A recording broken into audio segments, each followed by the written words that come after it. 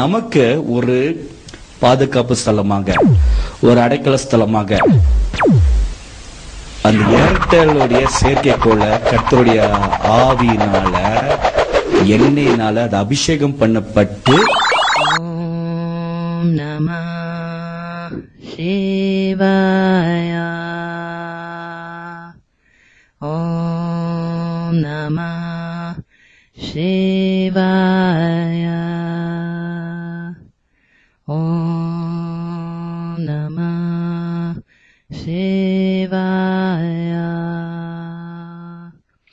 ஓம் ராம் தத்ரேயா. எண்ணெயினால அது அபிஷேகம் பண்ணப்பட்டு அதை சுற்றி தேவதூதர்கள் காவலில் இருக்கிறார்கள். அதனால் எந்த பாதிப்பும் இல்லாதபடி நாம் பாதுகாப்பான ஒரு நிலையில இருக்கிறோம். கிறிஸ்துவுக்குள் எனக்கு அன்பானவர்களே, இயேசு கிறிஸ்துவின் நாமத்தினாலே அன்போடு கூட உங்களை வாழ்த்துகிறேன். நாம் விலையேற பெற்ற இயேசு கிறிஸ்துவின் ரத்தத்தினாலே மீட்கப்பட்டு பிதாவிடத்திலே சேரும் சாக்கியத்தை பெற்றிருக்கிறோம். நம்முடைய ரட்சிப்பு நிறைவேற ஆவலோடு காத்திருக்கிறோம்.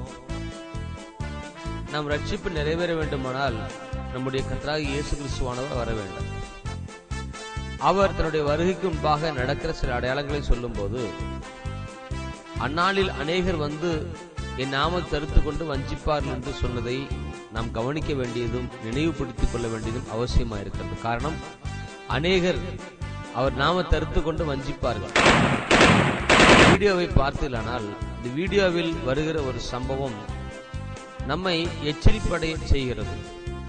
காரணம், ஏர்டெலுடைய அந்த சேட்டலைட்டை நம்முடைய தேவன் பரிசுத்த ஆவியிலும் எண்ணெயினாலும் அபிஷேகம் பண்ணியிருக்கிறார்.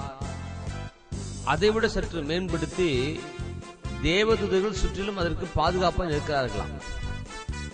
இது எங்கிருந்து வந்த உபதேசம்?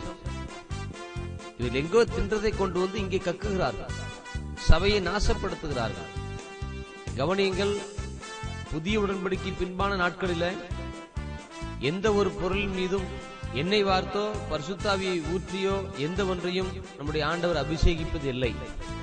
ஏர்டெல் சேட்டலைட் என்பது வெறும் ஏஞ்சல் டிவி மட்டும் வருவதல்ல, பல ஆபாச சேனல்கள், ஆபத்தான சேனல்களும் அதில் வருகிறது. எனவே இந்த வஞ்சகருடைய வஞ்சகத்தை தப்பித்துக் கொள்ளுங்கள். உங்கள் ஆத்துமக்களை காத்துக்கொள்ள கர்த்தர் ஆசீர்வதிப்பாராக. ஆமென்.